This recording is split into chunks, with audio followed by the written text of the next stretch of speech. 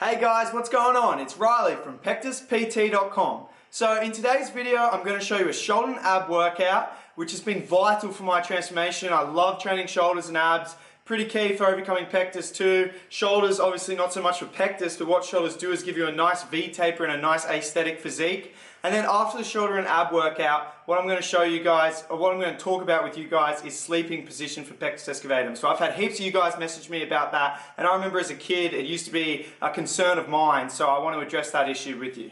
So again, like in all my workouts, starting off with a big compound movement. So we're just doing standing overhead barbell press. This is a great movement for your shoulders. So just starting off light, warming up, and then we start to put in some heavy weight and go heavy.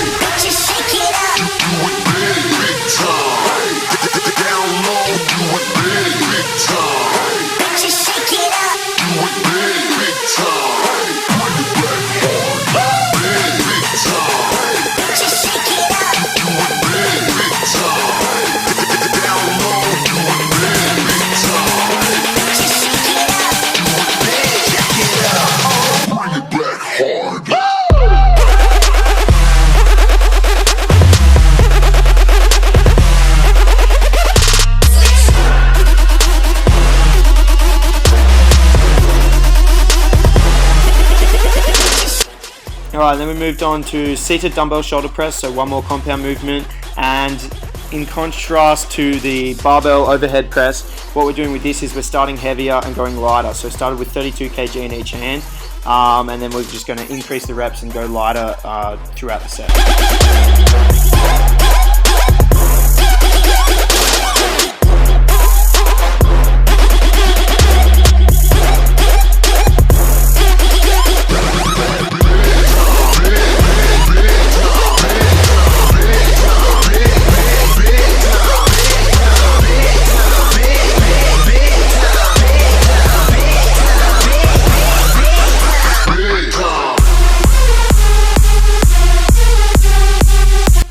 So now we're going into the triple set of shoulder demolition. This is pretty gnarly what we just did. So what we did is we did dumbbell ladder raises, pretty heavy, 12 reps. Then we go on to barbell upright rows. There's a bit of controversy with this exercise, but if you don't raise the bar too high, you keep it light and just get a good squeeze, then it's fine.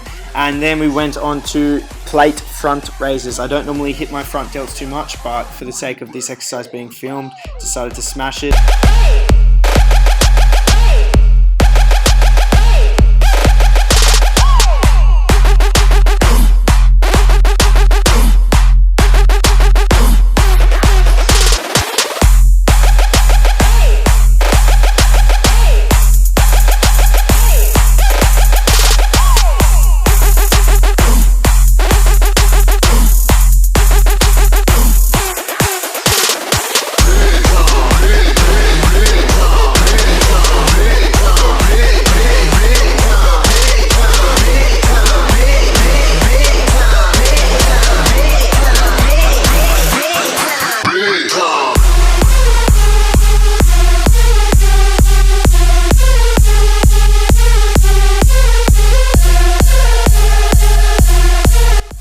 Alrighty legends, so now we move on to another superset. So cable lateral raises in between the legs, superset with cable face pulls, going a fair few reps, getting a nice juicy pump. I love doing supersets when I train shoulders, and I love hitting my middle delt, as that'll be key for developing nice wide shoulders and a nice wide V taper.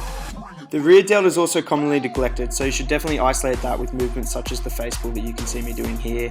Also, I wouldn't really recommend isolating your front delt very much. You saw me doing those plate front raises, that's a rarity for me. When you do pressing movements, when you're training chest, you hit your front delt a lot, so you don't really need to isolate it too much.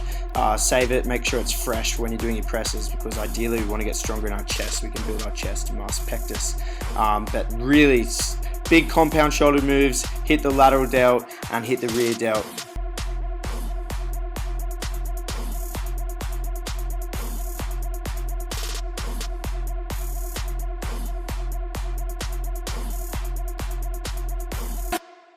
Alright, so that shoulder workout was pretty intense. So for abs, instead of having full-on circuit, all we did was just muck around doing some bodyweight stuff. So we did hanging leg raises, working getting real straight legs, real strict form, and then we did some windscreen wipers and some random stuff. So it was pretty fun, just mucked around. So you can just see me doing the hanging leg raises here. These are a great ab exercise, probably the best one in conjunction with the ab wheel rollout. So it's funny, in all the YouTube comments, I'm getting heaps of you guys asking me about sleeping positions. I've even gotten some emails about that. And I remember as a kid, that used to be something I used to be super concerned about, was what position you should sleep in, whether it's going to make your pectus deeper, or whether you can actually make it flatter, or help your rib flare. But honestly guys, sleeping position won't really have any impact whatsoever. It all comes down to what you do in the gym, the exercises you do, the stretches you do, and your nutrition.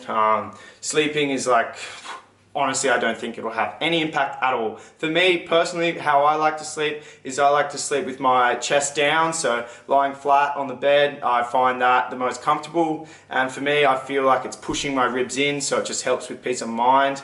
The rib cage is the most flexible bone system in our body, so you never know, it could do something, but I highly doubt it. I think your exercises and stretches are far more beneficial. I've seen some forums and stuff where people say they actually find sleeping body down, chest down is the most uncomfortable way to sleep with pectus, and they like to sleep upright, so I guess it's total personal preference. I personally think sleeping with facing upwards is just ridiculous. I find it so uncomfortable. I could never do it. And I also find sleeping on the side very uncomfortable. I feel like it's squishing my ribs like in, but then pushing it out, and like the indent feels more indented in that position. As a kid, especially when my pectus was more severe, I used to just only sleep face down. So I recommend sleeping face down, but honestly, it doesn't matter. The exercises you do, stretches you do, the way you eat, that's what's going to make or break your transformation. That's what's going to make you fix your pectus through exercise, not the sleeping position.